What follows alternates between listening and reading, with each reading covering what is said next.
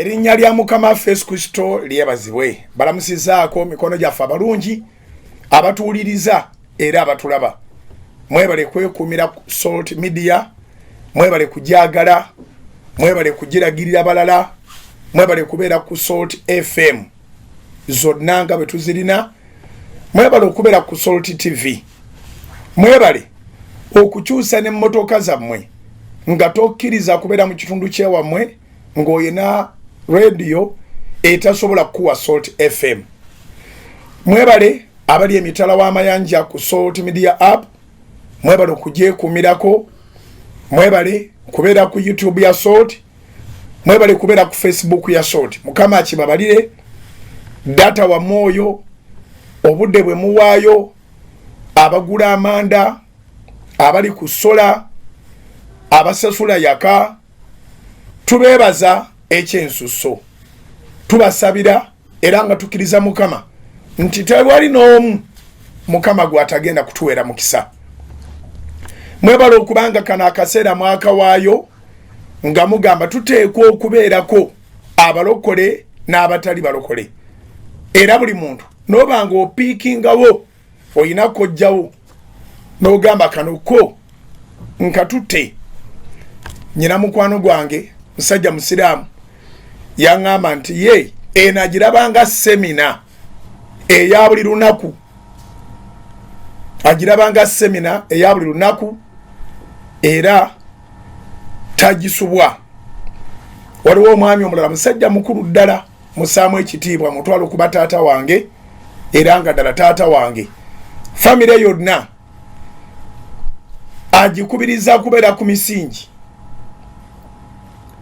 n'abaana abaawasa n'abaana abaafumbirwa abagamba ssaawa zino ayagala misingi. Musajja muyivu ali principled, n'olwekyo tosobola mulima nti emisingi ogiraba ng'ate omanyi nti musobola okudiscussinga program ebaddewo.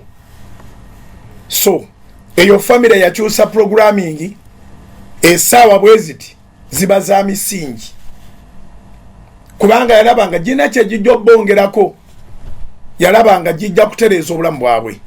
Ebintu bingi Mukama byankozesezzaamu okwogera n'abavubuka, okwogera n'abaana ab'obuwala, okwogera n'abakyala n'abaami, okwogera n'abakozi b'emirimu nga tebandi bifunye. Tewandi baddeyo seminars gye bakolera esobola obbawa bino, tebalina bazadde bagenda bibagamba, tebalina bakojjo babasenga. Emisingi gyo gijjanga misingi. Tosobola gamba nti leero kirabika tuli ku kino, wabula kye twogera Katonda baba yagala kukirwisaawo kinyikire akirwisaawo, naye buli lwe kirwawo ate atuwa okubikkulirwa okupya. Ne weekanga nga buli lunaku oyagala kyeyongereko kubanga jjo oyina kye wayize.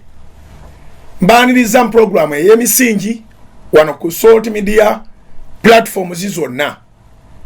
Emisingi tugijja mu Zabbuli ya 11 olunyiriri olwokusatu. Bayibuli ng'etugamba nti obanga emisingi girizikirizibwa kiki omutuukirivu kyayinza okukola. Psalms 11 verse 3. The Bible says that if the foundations are destroyed, what can the righteous do? Should we leave it like that? Tukireke betu tugambe nti emisingi gyayononeka, ebintu bye byasasika, tewaliwo kyakukola. Naye bassebo ne bannyabo mu buli mulembe Katonda ateekamu eddoboozi. Bonna basobola obutaliwuliriza, naye abo abaliwulira tebasobola kusigala kyekimu.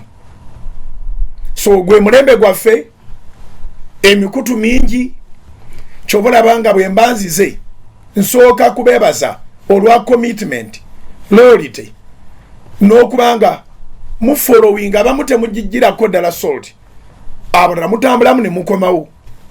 Naye mu biro bino emikutu mingi nnyo. Essaawa we wandifunidde ekikuzimba waliyo ebitazimba ku mikutu emirala. ekyo tekitugaana kwogera kubanga tumanyi nga betwogera nabo Katonda agenda bakyusiza obulamu ng'amaze bakyusiza obulamu bangi abanaalaba ne bagamba naye gundi tumumanyi ne famire ye tugimanyi ate kati bino byalina enkulaakulana eno gyaliko efubutukawa bw'omala ofuuka interest y'abantu batandika okunoonyereza obulamu bw'engeri gy'obutambuzaamu alya biki akolerawa baani mikwano gye biki ebimunyumira awuliriza biki bagenda okizuula ng'ekyakyusa obulamu bwo gwe guno omunnyo gw'ensi ebyafaayo bya Salt nabagamba yambeerera nzibu nnyo okugiwandiisa mu 2013 ng'omwaka guggwako ogwo gwa 2013 nga nebalooya bange bambuuza nkijja ku kyokulowooza nti ekigambo omunnyo Salt egenda kufuuka midiya nga balaba tugenda kukola ekintu kibulire mu munnyo ogw'omu mayumba nga balaba tugenda kukola ekintu ekitalivaayo Salt.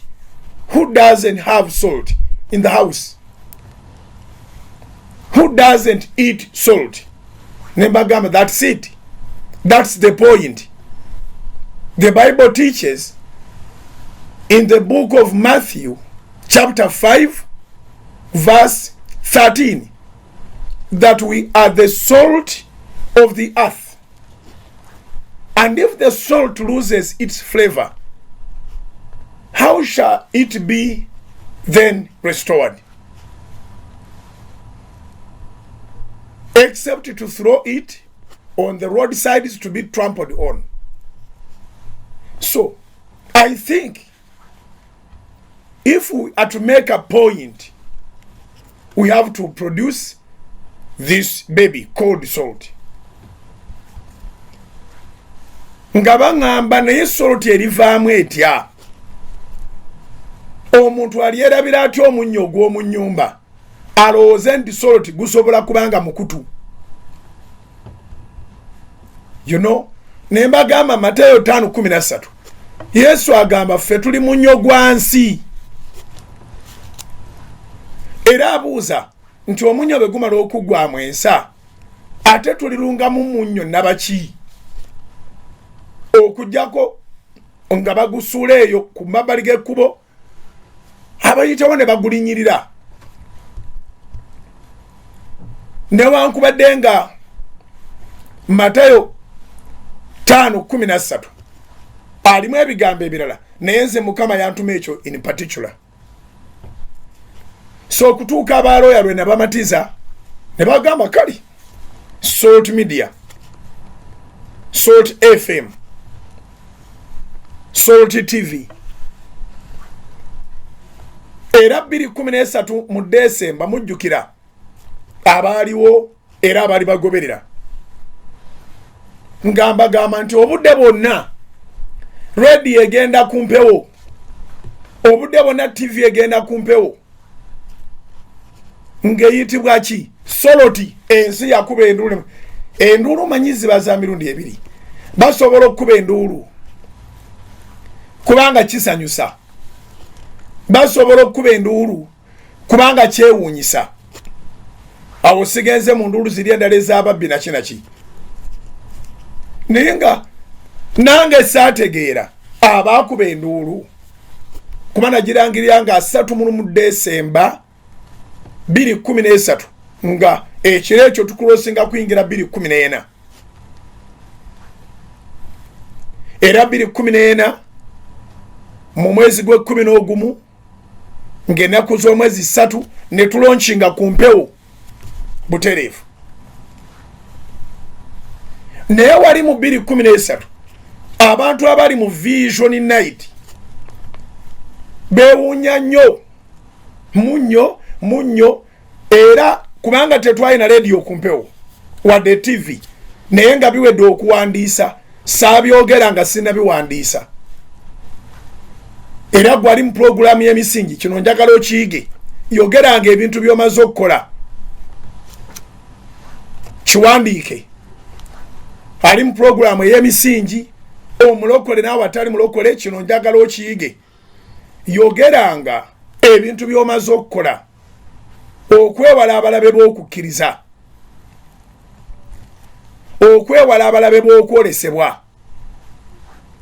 okwewala abalabe b'ebirooto kubanga ebisinga obungi birina okwogerwa kuba kati nga kino nalina okukyogera naye nalina okusooka okubako kyenkola nga nina okukyogera kubanga Katonda ampadde okwolesebwa okw'abantu bonna okugenda okubanga kuyimusa obulamu bw'abantu bonna ate nga nze siina sente so nga nina okwogera nti kyetugenda okukola bakiyita omunnyo. Lwaki munnyo? Kubanga tewali nnyumba etali mu munnyo. Nagira emikutu gye tugenda okukola by then nga bwe ngamba gigenda kubeera mu buli nnyumba era abantu bagenda kubanga beetaaga emikutu gino. So mujjukira ne tusonda sente naye nga mmaze okuwandiisa kampani. Emikutu gyonna twajja tugikola mpola mpola. To cut the long story short, salt teyimirizika. No one can stop salt because it's not man's idea. It is God's idea. Katonda abeera n'ebintu bye byayagala okukola n'anoonya abalina emitwe gye n'agonda. Kiwandiike. Katonda abeera n'ebintu bye byayagala okukola n'anoonya abalina emitwe eginaagonda. So saaba n'amukaayanya nze bankaayanya naye nze saakaayanya Mukama. Nkiddemu nze bankaayanya mu kuligestalinga salt buli omu ng'ayagala nzireyo neebaka endowooze nkomewo n'erinnya nga linaakola mu midiya ne mbagamba seetagana kuba kiina oba kubalimba nti ate kanzireyo ndabikanga tute amagezi gammwe kaŋŋende neebakemu nkirowoozeeko nedda nagendayo nga kiri concluded. So ne bawandiika akatabo memorandum of understanding the company ne registeringibwa Salt FM Limited. Of course zaalina okubeera nga zaawukana Salt FM Limited, Salt TV Limited kubanga buli emu esasula emisolo bwayo ne license zaayo naye nga tugenda n'erinnya lyaffe Salt ne slogan ne tuziwandiisa Salt FM femu nnyo, Salt TV femu nnyo, Salt Media Group of Companies femu nnyo. Egyo gy'emyaka 7 egiyise. Njogedde bino olwaleero kubanga lwetufundikira ebijaguzo by'emyaka 7 tulina okukula. Kati tugenda kuba mowa serious kubanga tukuza omwana w'emyaka 7 mu Kampala aba agenze mu P4 myaka 7 kasitagigwako oyingira P4 omwaka ogw'omunana P4 omwaka ogw'omwenda P5 omwaka ogw'ekumi P6 omwaka ogw'ekumi P7 Kampala bwatyo bwali myaka 12 13 oba oyingira secondary. Just in case nga ku myaka 3 wamalako nasale ku myaka 4 n'ogera P1 myaka 5 n'ogenda mu P2, myaka 6 n'ogenda mu P3, myaka 7 n'ogenda mu P4. Ekitegeeza abamu bamalira n'emyaka 10. Naye latest mu kibuga omuntu asembyeyo okulwawo ennyo okumalako P7 mu kibuga amalirako ku myaka 12. So nolwekyo tulinnya okulinnya kwe twebaliza Katonda, naye okutandika kwali kwetaaga kugonda. Ebintu ebisinga obungi ebigenda okukolebwa mu bulamu bwo tebyetaaga busobozi bwo, byetaaga bugonvu bwo. Kiwandiike, ebintu ebisinga obungi ebigenda okukolebwa mu bulamu bwo tebyetaaga busobozi bwo, byetaaga bugonvu bwo. Katonda anoonya gw'anaakozesa ng'ayagalayo omuntu agamba nti nzuuno. Ennaku zino ndowooza nnyimbayimba nnyo mu misingi. Ntumaani atugendera okuyita abantu bange, gwe omwana wa Katonda yangu okuyita ti nzuuno, ntuma nzuuno, ntumaani. Anyway, siri nnyo wa maloboozi naye buli luyimba ngoberera amakulu agalulimu. Katonda tanoonya kapasite yo. Era abantu bangi Mukama bakozesezza, ensi nesigala ng'ewuniikiridde nga babuuza yasomawa nga waapi, bazadde be balina ki mu nsi nga tekiriiyo, ani ali emabega we nga bw'omunoonyereza ennyo ali emabega tomulaba. Naye ng'ebyo byonna bizze lwakubanga waliwo ekikoleddwa, nga n'omuntu oyo gwe bakozesezza tasaanira. Katonda tanoonya bisaanyizo byaffe, anoonya bugonvu bwaffe. Nja kukaddamu emirundi gyonna. Nsaba ali mu pulogulaamu y'emisingi olwaleero olekerawo okwesaliranga emisango. Singa maama abaddewo ndikibuulira ani mmange waatali, singa taata abaddewo, singa nnyinayo abantu e Bulaaya, kale naffe mu kika kyaffe singa tulinayo omuntu mu Amerika, kale naffe mu kika kyaffe singa tulinayo omugagga, kale singa nazaalibwa gundi, singa gundi ye taata wange, kale singa nasomera mu masomero g'egindi, kale singa bantwalako nange nentendekebwa, kale singa kwegamba ebigambo byonna ebiriko singa singa singa singa. Wangi njagala okinootinga empulogulaamu y'emisingi, ebigambo byonna ebiriko singa singa singa singa bizzabuza mabega. All those words that include the word wish, I wish, I wish, I wish. The English saying says that if wishes were horses, even the poor would ride.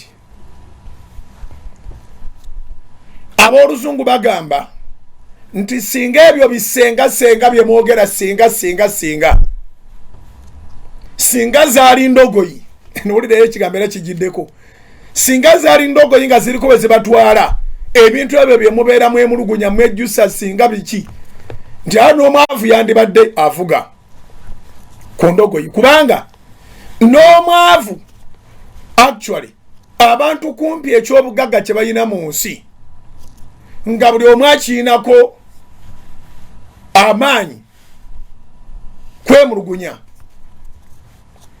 Nyina gwe nabadde njogera naye nga tumaze okukola emisingi jajjo ne tunyumyamu extensively, nangamba naye olunyiri olwo olutegedde gwe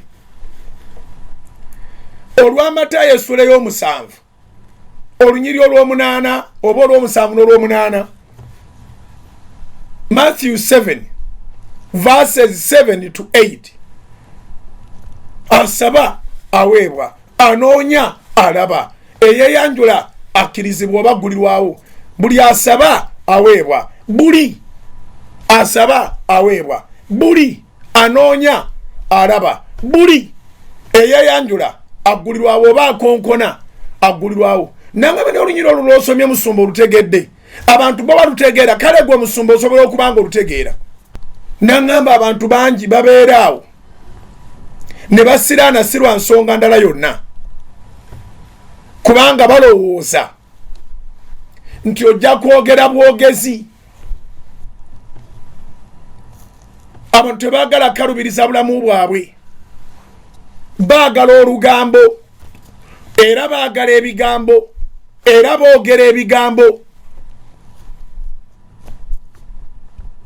Kati bw'oba otunulidde mu biro bino twayingira omulembe omuzibu ennyo ogwateekawo eggwanga eriri artificial. Mu ggwanga kati mubeeramu eggwanga eddala ng'eryo baliyita social media. Omulimu ogusinga okubeerayo gwa kwogera. Bwe baba boogera ku kizimbe, naani ateeberezebwa okuba nnyini kyo nti ono akirimu baamukwekamu kikweke. Bwe baba boogera ku ekyo, bonna baba boogera tiwabaawo apositinga kizimbe kye. Wangi bwe baba boogera ku kizimbe nga kyanyiridde ne bagamba kya bujingo, neegerezaako nemekubaako gwenkayana naye. Kati ekizimbe ekyo kya bujingo, awuli nagamba bujingo waapi naawe, bali kuliko boogerera. Ani atakimanyi baani abali mabega wa bujingo ng'akijjawa? Oyinza okwekanga nga it is a trending story, naye nga tuwali ateekayo kizimbe kye, amakulu gaakyo nti ebigambo singa byali bisasulirwa, abantu singa bagagga bavundu, kubanga ebigambo babirina. In fact abaagala okwenyigiramu bakole. Ono kyabadde ngamba nti batono abamanyi kye baagala, kubanga buli amanyi kyayagala akikolerera. Kiwandiike n'ekyo. Bwe twade tunywe naye oluvannyuma lw'emisingi jajjo yabadde nga nti batono abamanyi kye baagala, musabe kituufu, munoonye kituufu, mukonkone kituufu, naye abantu tebamanyi kye baagala. Omuntu asobola okugamba nti nsiibye mu kibuga sirina we situuse, nga naye talina kyabadde anoonyaayo. Omuntu asiibula ewaka n'ayingira ekibuga okutaayaaya n'atambula mu kibuga kyonna, era nga buli sitole eya buli koona agirina. Awo ekyo bwe kyabeereddewo nabaddewo endi awo ne mwogera ne ku kyeno naga nti awo nabaddewo, naawo nawo nabaddewo. Yabaddewo ne yabadde anoonya ki? Asaba, yategedde kyasaba. Enjawulo y'abakulaakulana n'abo abasigaddewo aboogera obwogezi ebigambo, yeeno akulaakulana amanya kyayagala, n'asaba Katonda, n'anoonya ng'ali so particular, alina ky'anoonya. Era kya busiru okusanga ng'omuntu atinkudde ennyumba agimazeewo, n'omubuuza ky'anoonya n'agamba nnyina kyennoonya ne nange sikimanyi. Wangi kya busiru okusisinkana ng'omuntu atinkudde ennyumba n'agifuula upside down, naye nga naye tamanyi bulungi ky'anoonya, wabula ajjukira ng'alina okunoonya. Kikulu nnyo okusaba, naye osaba ki? Omanyi ky'oyagala? Kikulu nnyo okunoonya, naye onoonya ki? Omanyi ky'oyagala? Kikulu nnyo okukonkona, naye okonkona bwe baggulawo ofune ki? Omanyi ky'oyagala? abantu bangi abayayana okusisinkana ababasinga nange nyina benjayanira okusisinkana naye ekibuzo kiri nti singa Mukama akuguliddewo olujjolo n'omufuna omanyi kyoyagala.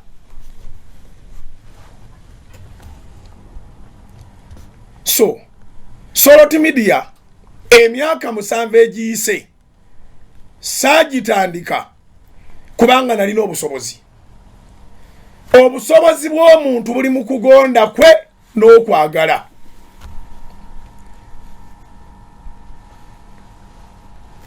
Your qualifications, your capacities will depend on your obedience and passion. Chiwandike. Your qualifications, your capacity to do anything will depend on your obedience and your passion. Obusobozi bwo n'ebisaanyizo byo bigenda kusinziiranga ku kugonda kwo ate era ne kukwagala. You know, Oluganda olusi lubeera n'ebigambo ebitono, olusi oluzungu lubeera n'ebigambo ebitono, naye okwagala kuno passion kwanjawula ate kulaavu, ate kwanjawula ate kulayike. Oba okitegedde? So what Jesus had, or still he has, is passion. Yesu kye yalina era kyalina ekyamutuusa ku ddala ly'okubeera kabaka wa bakabaka bakiyita passion, okwagala. Naye yennyini ayogera nti ani alina okwagala okulinga kuno, omuntu okuwaayo obulamu bwe olwa mikwano gye.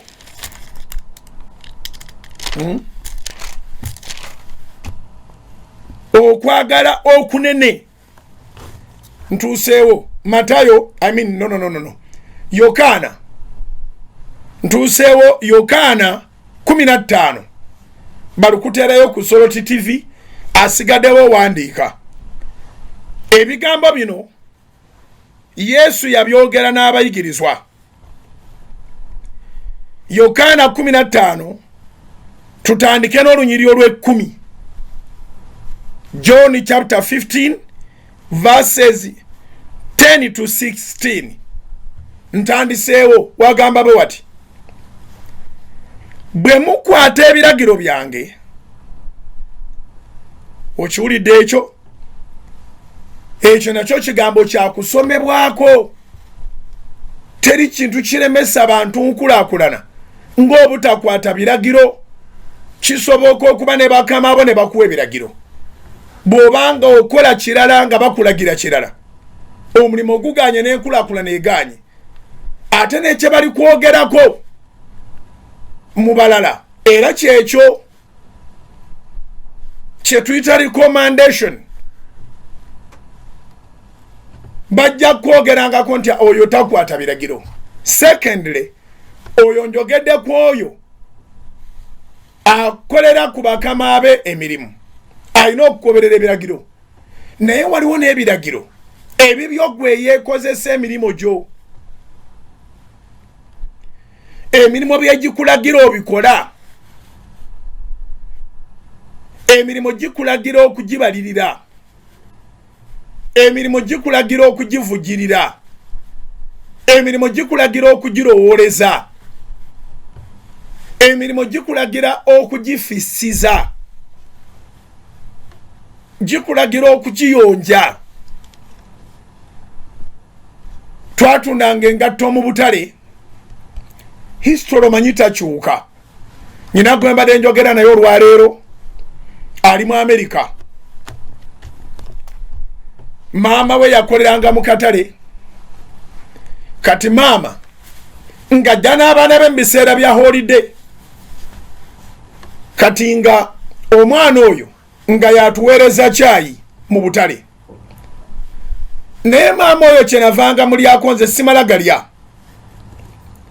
kubanga ali mukyala muyonjo kati omwana we ali mu Amerika oyo yampeerezanga caayi tubadde twogera nanzijukiza nti walyanga ku maama kubanga yali muyonjo naye ne maama nga yagala nnyo osooka olye ku bintu bye kubanga nga bw'obiryako oli wa mukisa ate osasula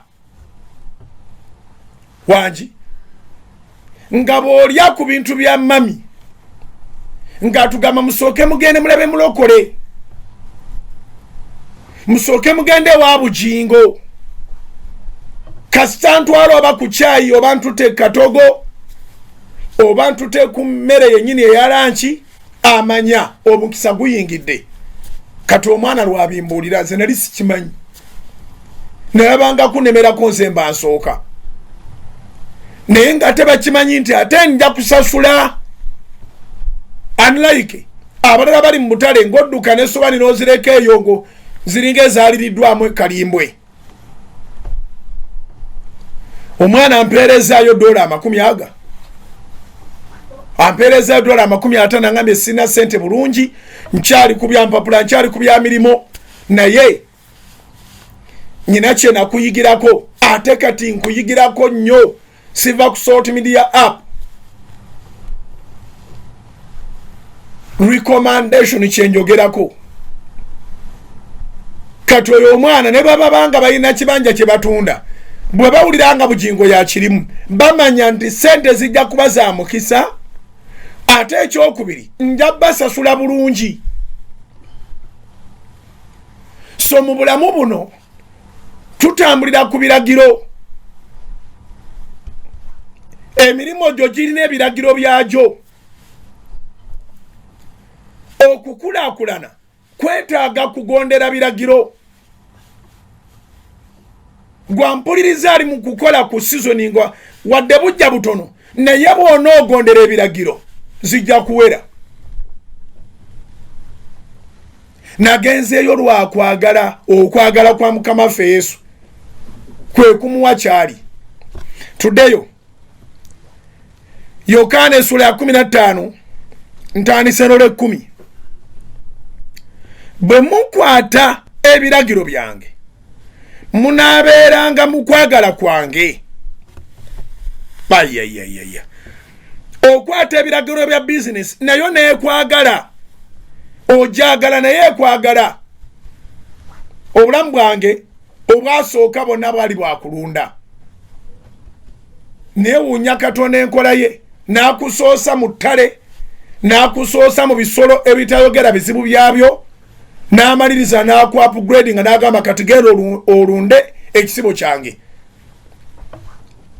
ezimu ku njawulo zennyina n'abasumba abalala nze nali musumba era okuva obuto omusumba w'ebintu ebirala nga bw'olaba Dawudi nti yasooka kubeera musumba wa buliga alabirira ensolo za kitaabwe ne baganda be bazimulangira kumbe Katonda amutendekera eyo ajja abeere kabaka akyasinza obulungi tulina we tuyise naye lwaki nkugambye ebisibo ebyo ente ezo bw'obanga ozaagala mu buli ngeri yonna nazo zikwagala ekisibo kikuddiza ky'okiwa wangi your hands will reciprocate what you give abalaalo abamu baavu n'obwavu kambabuulireko kubanga mbamanyi mwensibuka omuntu tekimugaana kubeera na nte 4,000 ng'alina empale emu wangi omuntu tekimugaana kubeera na nte 4,000 nga mu nyumba temuli sukaali amata baganywerawo ayagala ekisibo eddagala lyonna lisobola okuyamba eryo libaawo tebakulimbanga omusumba tabulwa ddagala lya kisibo ozitunulako n'oganti olaba omugagga ono naye ng'ate yeetalaba bugagga ye alina omukwano gw'ekisibo. So naye kaakati omulembe gugenze gutagulukuka, batundayoko ku nte ne baweerera abaana.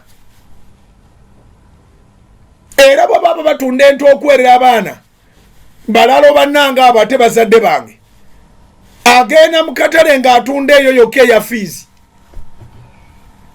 wangi, agenda mu katale ng'atunda eyo yokka eya fiizi, kyayagala kyatundira ente, ezisigaddewo ziba zigenda kukola birala. Abalaala ente zaabwe ye banka yaabwe. Of course tebasobola kubulwa sente, naye tebasooka kutunulira sente, basooka kutunulira kisibo. Kiri bulungi kati mukwano gwange eyakatandika okukola, eyafunye capital mu season, naawe aludde ng'okola kino, kisobola okuba nga kyekibadde kibula mu mirimu gyo, ojagala kyenkanawa nagyo giryoke gikwagale, kubanga omulimu gwo gy'okoma ogwagala gye gukoma okwagala. Ogenda okugwagala ennyo n'oguteekamu byonna by'olina amaanyi go, n'abakulaba ne bali komendi nga tuwabula ogwagala, ne gukuwa poloti, ne gukuwa ennyumba, ne gukukolera embaga, ne gukuwa emmotoka, ne gukuwumuza namu n'ogendako ne Dubai. Naye ng'omulimu oguwayagala gwali mutono, bassebo ne bannyabo teri mulimu omubi, naye passion ku mirimu, passion ku mirimu. Kubanga abantu bagenda ne babeereyo ne bagamba gundi nno omanyi kyakola, ali eyo Ntebe atunda kyayi, gwe tonywa kyayi, gwe tonywa kyayi. Omuntu akola ku ebigambo ebikwatagana n'ebyokulya oba ebyokunywa tosobola kubeera mwavu, naye oyagala omulimu ogwo. Do you have passion? Omulimu ogwo ogwagala, ekikopo kyo kyegombesa, okyamya n'abayise, oba okola n'ensowera. Ensowera nga zezaaniriza abagenyi mu restaurant yo, okyalimu obwebafu. Omugenzi Paul Job Kafeero ye yayimba ku bantu abasiika amandaazi naye nga n'amataawo gaabwe galinga amasiikeko.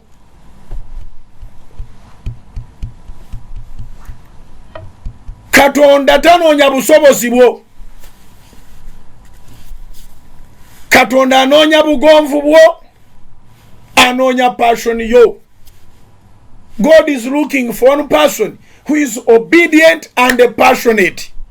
Alyoka akusimba ekintu, boogere, bawalane, bakole biki, bagambe tasaanira era tasaanidde, ebyo byalina bimugibweko. Nze ebyo ebigambo byonna mbiwulidde kuba byendimu saabisaanira. Mpulidde abatamanya gye nayogerera ne Katonda, Katonda gye yogerera nange ku bigambo ebikwatagana n'ekkanisa oba Solot Media. Mpulidde nga baganda ekkanisa eggalwewo. Mwamuwuliranga omusajja omukulu eyasamanga kubanga ali minisita, nga tekimuganda kwimira ku mulyango gwa Parliament naga muveeyo n'okuvaayo eyo. Ekkanisa esaana eggalwewo naye nga talina kintu mu nsi, talinamu mukazi, talinamu mwana, talinamu ssinzizo, talinamu kintu. Kyeyali abalampa ali takitegeera. Katonda tamanyiirwa. Topapanga kwogerera kintu kyotategeera.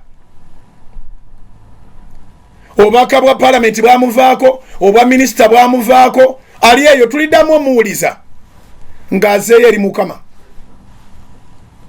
Taliddamu kubeera relevant. Naye abalala bonna bajja kwogera.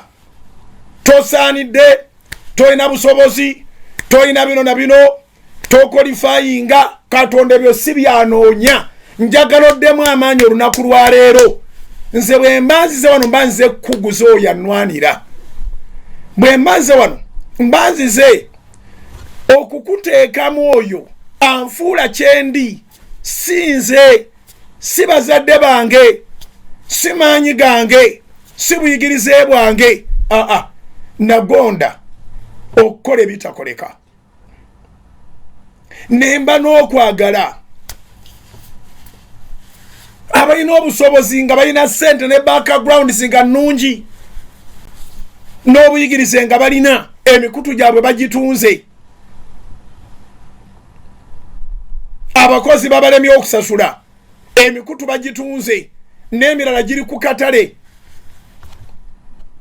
omuyaga bwe gwanyenyamu covid bwe yajja ne tulaba ensiisira bwe zeekana emyoyo abantu bye babadde bakola ne babiteeka katale fe abatalina busobozi nga mukama ge maanyi gaffe abakozi basasulwa ebintu ebiri bigenda mu maaso tetulina na mu birowoozo byaffe ekiyinza okutulesa mukama kye yatuwa nga tetukisaanidde ate bw'olikkiriza katonda akutandikise mu butono bw'ekintu boogere atunda kyayi oyo asiika mandaazi oyo asiika capati bw'olikkiriza boogere naye n'oggala amatu n'otabawuliriza n'osigala ng'otunulidde oyo gwe wagondera olunaku lumu olibasuza mu woteeriyo aboogezi tebasukkawo awo it is hard to think it is easy to talk nchidemu it is very hard to think people find it so difficult to think and they find it so easy to talk kati mu misingi gya leero nga tufundikira ebijaguzo bino eby'emyaka 7 kubanga tusajjakula sooti egenda mu myaka 8 njagala otegeere era weeyawule ku babeera boogera obwogezi aboogera ne bw'aba ayogerera waggulu awamatukayo webbulu akola ne bw'aba yasembayo wansi ayambuka paka nga ali ku ntikko kola tonyoomanga mulimo gwo kola tewenyoomanga kubanga bakunyooma success is when you don't deserve what you have because if you have what you deserve then you've not succeeded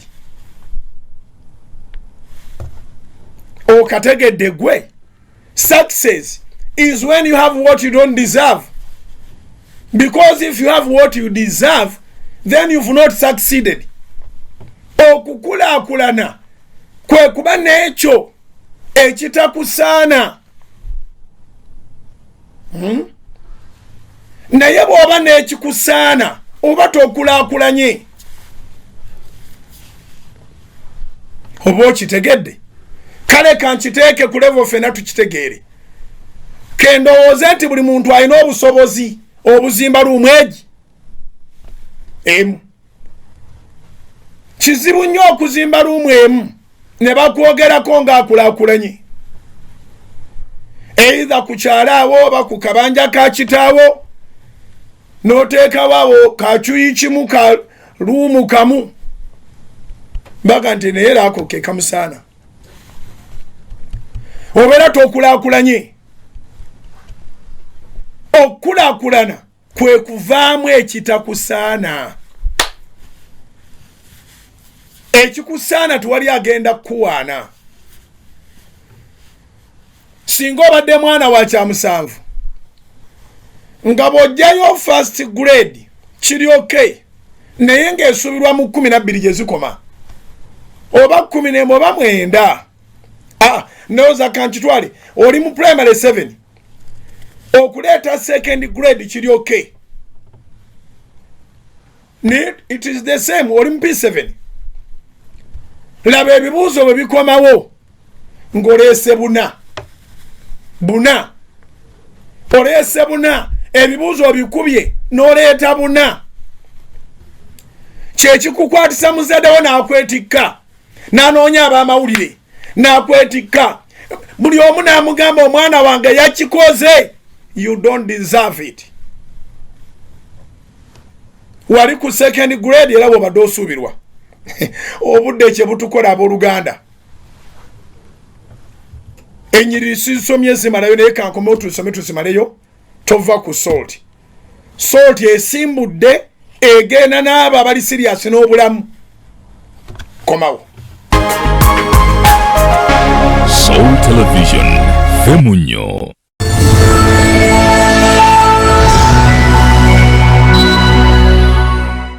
Erinnya lya Mukama Yesu Kristo lyebazibwe. Yebazibwe Katonda tukolera byonna. Bwe tutandika okwogera Katonda byatukolera tusiibawo ne tusulawo ate ensi netuuka okugwawo nga tukyabyogera. Nolwekyo tumuwa ekitiibwa, tumuyimusa era tumugulumiza. Mukama yebale kubakuuma ate yebale kutukuuma. Yebale atuyisiza mu buwonvu n'obugga. Yebale atuyisiza mu bisenyi, mu nsenyi, aseeteezezza ensozi mu maaso gaffe. N'okusingira ddala yebale okutukuuma nga tuli balamu. Yebazibwa atuwadde ekirabo eky'obulamu ekitaliiko dduuka yonna gy'ogamba nti eno gye batunda obulamu. In other words, bangi abalesse ennyingi abandi badde basobola okugenda ne beegulira obulamu. Naye Mukama atuwadde obulamu, tumwebaza. Mbalamusizaako mu linnya lya Mukama Yesu Kristo omwana wa Katonda omulamu. Era nzize kubajjukiza ku kigambo kino ekikulu ennyo abantu abamu kye baali batatwala ng'ekikulu naye nga okuba ne nakyogerako ne ku mulundi guli kati bakitwala ng'ekikulu era kifuuse omukisa mu bulamu bwabwe. Ekigambo ky'okuwaayo ekimu ky'ekkumi n'ekiweebwayo ng'oweereddwa omukisa yonna gy'oli kikukakatako okulya ebitundu 9 ku 10. 10 n'oliwaayo eri Katonda. Kiba kibi nnyo okulokoka naye ate n'obanga okuvunaanibwa okunene okukutuusa n'okugenda mu geyeena ng'ekikututteyo kuddira mutwalo ne gukulema okuggyako ennusu 10. Kuddira mitwalo 10 ne gikulema okuggyako omutwalo. Kuddira miliyoni 1 n'ekulema okuggyako emitwalo 10 nga kye kikututte mu geyeena. Kubanga Katonda buli kigambo kye kiri weewaawo. Ayogera mu kitabo kya Malaki essula 3 okuva ku lunyiriri olw'omunaana okutuuka ku lw'e12. Nsaba bazituteereyo ku TV, abali ku Salt TV basobole okuba nga tusomera wamu ebigambo bino bitegeere obinnyonnyoke era obitambuliremu. Kubanga ekigambo kya Katonda si kyakuwulirwa buwulirwa wabula kyakuwulirwa na kukola. Yes. Kale batuteereyo Malaki 3 okuva ku lw'omunaana okutuuka ku lw'e12. Bayibuli egamba bw'eti, omuntu alinyaga Katonda naye mmwe munnyaga nze, naye mwogera nti tukunyaga tutya.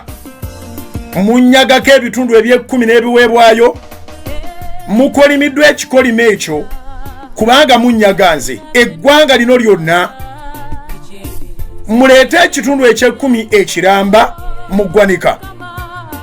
Ennyumba yange eberemu emmere era munkemme nakyo, bw'ayogera Mukama w'eggye. Obanga siri baggulirawo ebituli eby'omu ggulu ne mbafukira omukisa ne wataba na bbanga we gulijja. Era ndinenya omuli ku lwammwe, so talizikiriza bibala bya ttaka lyammwe, so n'omuzabibu gwammwe teguli kunkumula bibala byagwo mu nnimiro entuuko nga tezinnatuuka, bw'ayogera Mukama w'eggye. Era amawanga gonna galibayita ba mukisa kubanga muli b'ensi esanyusa, bw'ayogera Mukama w'eggye. Ebigambo ebyo tubisomye okuva mu Malaki essula 3 okuva ku nyiro lw'omunaana okutuuka ku lw'e12. Katonda ng'agamba, ne lwaki mwagala okunnyaga? Lwaki munziba? Eyo Luzungu yegambira ddala, why do you rob me? And you ask, we rob you how? and he says that through tithes and offerings.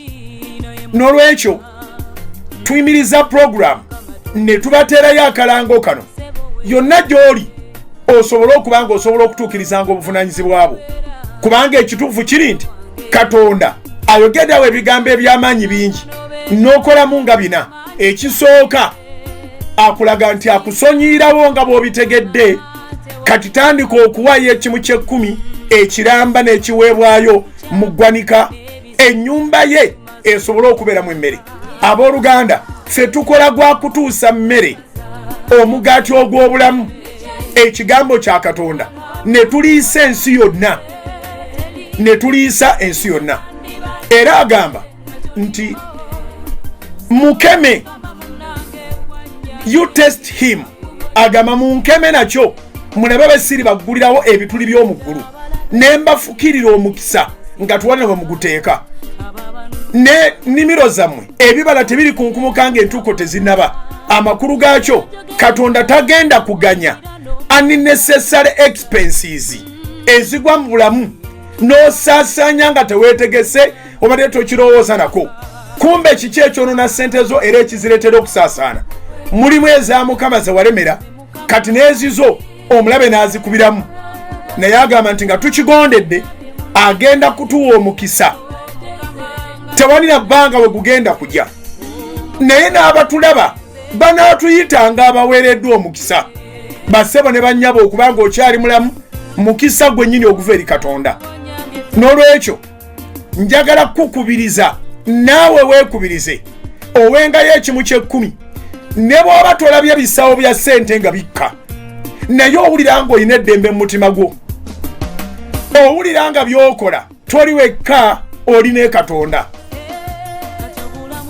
N'olwekyo kinyuma ebimu by'ekkumi n'obitwala mu church, ate kinyuma n'obyejjako. Y'ensonga lwaki tubaleetera provision ne tugamba nti twala mu banka, twala mu banka nga tonafuna bizibu birala, zitwaleyo. Tuyina akawunti mu Centenary Bank, tuyina akawunti mu Absa Bank.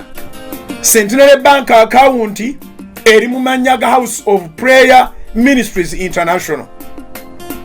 Wonna wonna wogenda ku ttabi lya Centenary Bank mu ggwanga lyonna oba ku Center Agent, kasitoba nga ovaayo n'ekakiitiko akalaga nti osasudde, ako ka slip ka banking kiba kiwedde. Akawunti eri mu mannya ga House of Prayer Ministries International eri mu Centenary Bank. Wonna mu ggwanga wooteekereyo ekimu ky'eky'ekkumi oba ekiweebwayo kiba kimaze okutuuka. Akawunti eri namba 31 0 3 6 00 6 Akawunti mu Absa Bank eri akawunti namba 600 4 7 9 3 4 esembyayo 0, eyo ya $. Kisobokera ddala okubanga ekimu ky'ekkumi kyo oyagala kiwayo mu $. Bw'obanga oyina za Uganda ng'oyagala kuwayo ekimu ky'ekkumi, akawunti eri mu mannya ga House of Prayer Ministries International eri mu Absa Bank. Akawunti eri namba 600 297 680 Akawunti eri mu mannya ga House of Prayer Ministries International eya Uganda shillings mu Absa Bank eri akawunti namba 600 297 680 esembyayo 1. Katonda abatuweera omukisa nga mutwala ebimu byammwe by'ekkumi, abagenda mu Absa Bank, abagenda mu Centenary Bank. Katonda akibakolere nga bwe yakisuubiza. Agambye nti tumukeme nakyo tulabe bw'ataatuggulirewo ebituli by'omu ggulu, ne wataba na bbanga omukisa gw'anaatuwa we tunaaguteeka, n'amawanga gonna ganaatuyitanga abaweereddwa omukisa. Mbasabira mwenna mu linnya lya Mukama waffe Yesu, abawulira ekigambo kyo ne kiyingira mu mutima gwammwe, ne mugamba tunaasigazanga ekyaffe ekya Katonda katukiweeyo, kubanga twagala omukisa mu nsi, ate twagala eggulu, twagala okusikira obulamu obutaggwaawo, ate nga tukimanyi nti ababbi n'abanyazi tebalisikira bulamu butaggwaawo. Katonda nga atulabudde tudduka omusango gw'obubbi n'obunyazi mu linnya lya Mukama waffe Yesu, nga tutandika okukola ekyensonga ekisaanidde mu linnya lya Mukama waffe Yesu. Kitanga abantu bombasabidde omukisa, naffe nga sente bazitaddeyo. Taata, ennyumba yo ddala ebeeremu emmere, abantu bafune ekigambo, abantu bafune essaala, abantu baddemu amaanyi, abantu bawangule, emikono gyaffe nga giri waggulu, nga banoonya kye banoonya erudde eyo, bawangule Mukama, baddenga n'obuwanguzi, naffe tubongerenga essaala mu linnya lya Mukama waffe Yesu. Mukama atambule naawe, genda owangule, osigaze ebibyo ebya Mukama obimuwe, oleme kuyitibwanga munyazi mu bwakabaka bwa Katonda. Mukama abawe omukisa. Alonzi yasi bugingo gegange, sigala ku Salt.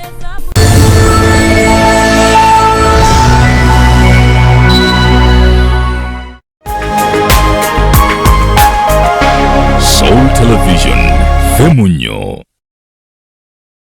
Kulikeyo mukulikeyo ddala mu kalango kaffe ako akataifu.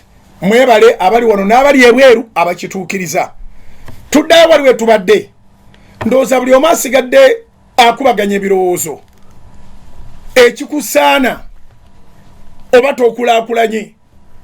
Ekitakusaana tukomye ku mwana w'ekyomusanvu asuubirwa okujja ne second grade najja n'obuna. Omuzadde n'anoonya ab'amawulire, n'anoonya ab'empapula, n'anoonya aba TV, n'anoonya n'asigala nga tamatidde, mikwano gye bonna n'abakubira. Naye ng'era gwe wakola, naye Mukama n'aki-amplifyinga. Katonda n'aki-amplifyinga. Kyobalaba nga tumwetaaga. Okitegedde. Tuddayo wali tumale enyiriri zaffe bazituteereyo. Yokaana 15 tuve kule 10 tukome kule 16.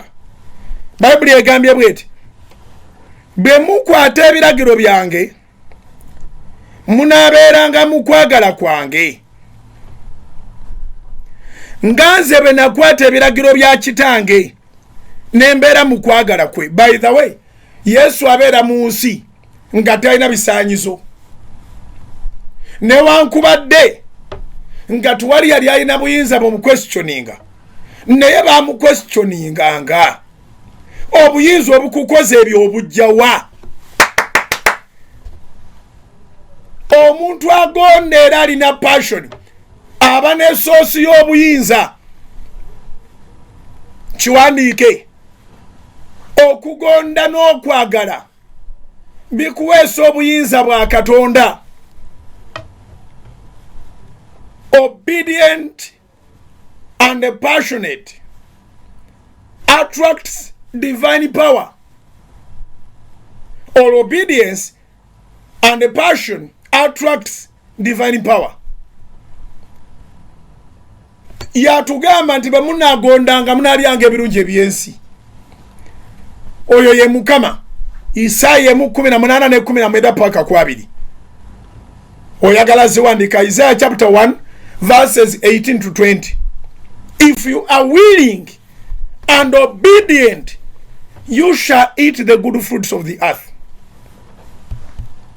But if you disobey, you shall be devoured by the sword. Now, okugonda kikulu nnyo. Basebo ne bannyabo, Katonda anoonya bugonvu bwaffe na kwagala. Yesu tiyalina bisaanyizo kye mbadde ŋŋamba kye kyagolokosanga Abafalisaayo n'Abasaddukaayo nga n'olwaleero bwe bakyagolokokera kwabo Mukama baabayimusizza. Tolibeera nsonga ya discussion ng'okoze bikusaana.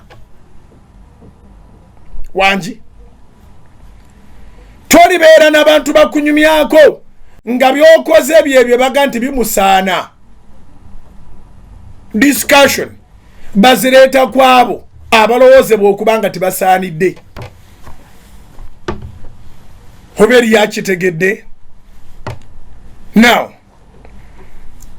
Yesu baamubuuzanga, yesumira wa? Gwe mwe muwuliriza oyo omusajja, oyo si mutabani wa Yozefu si mutabani wa Yosefu wali omubazi benzina gye natandikidde singa ebyo tebikola osobola okuzaalibwa omubazi nga gwe mukyusa nsi osobola okuzaalibwa omukazi akolawo mu katale nga gwe mukyusa nsi munzikirize era nsaba ne gwe ngenda okwogerako anzikirize kubanga njogera lwa bulungi njagala kwogera ku Right Honorable Prime Minister owa Uganda Honorable Nabbanja abamumanyi eri ewaabwe ekakumiro aviira ddala wansi actually yakolako mu maka g'omuntu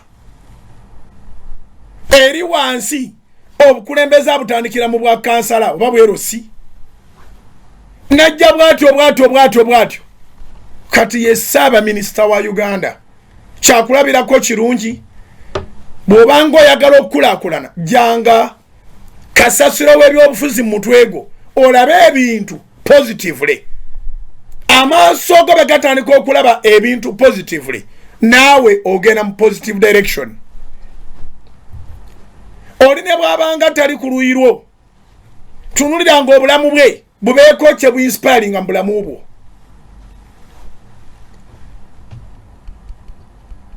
Right Honorable Nabbanja ofuuka Prime Minister genda onoonyereza ebyafaayo bye abantu abamu abanga ali ekyennyanja kye muleka kirye kubanga tomanyi lwe yasulirira mazzi naye si busobozi bwaffe naye to giving up wadde bakwogerera Yesu bamwogerera ne mumuwuliriza oyo mutabani w'omubazi yabannangera banaakalo gyava Nazareesi wali wafuddeyo akalungi obanga ku kyalo ky'ometevanga kirungi gwe kirungi ekigenda okuvaayo obanga mu kika ky'ometevanga kirungi gwe kirungi ekigenda okuvaayo nkuzzaamu amaanyi nti tobaako kyolowooza kyobulako omalirawo kozesa Mukama kye yakuwa dakiika zimpalanye Yokaana 15 kati kanziwalabule buwalabuzi nva ku lunyiriri lwa 10 mpaka ku 16 be mukwata ebiragiro byange munaabanga mu kwagala kwange nga nze bwe nakwata ebiragiro bya kitange n'embeera mu kwagala kwe ebyo mbibagambye essanyu lyange libeerenga mu mmwe era essanyu lyammwe lituukirire kino kye kiragiro kyange mwagalanenga nga bwe nabaagala mmwe tewali alina okwagala okunene okusinga kuno passion ennene ole 13 lumakingi tewali alina okwagala okunene okusinga kuno kutya omuntu okuwaayo obulamu bwe olwa mikwano gye mwe muli mikwano gyange bwe mukola bye mbalagira sikyabayita baddu kubanga omuddu tamanyi mukama we byakola naye mbayise ba mukwano kubanga byonna bye nawulira eri kitange mbibabuulidde mmwe si mmwe mwannonda nze naye nze nabalonda mmwe ne mbateekawo mugende mubalenga ebibala n'ebibala byammwe bibeerengawo kyonna kye munaasabanga kitange mu linnya lyange akibawenga lwaki sifundikiriraawo mbaagaliza ekisiibo ekirungi omulamwa gwaffe gugamba nti mumusumulule mumuleke agende nsaba Katonda akusindike mu ebyo bye yateekateeka ebitafaanana buyigirize bwo ebitafaanana kika kyewammwe newankubadde eggwanga lyewammwe emisingi gyaliwo gikomyawo sigala ku Salt. Soul Television Femunyo.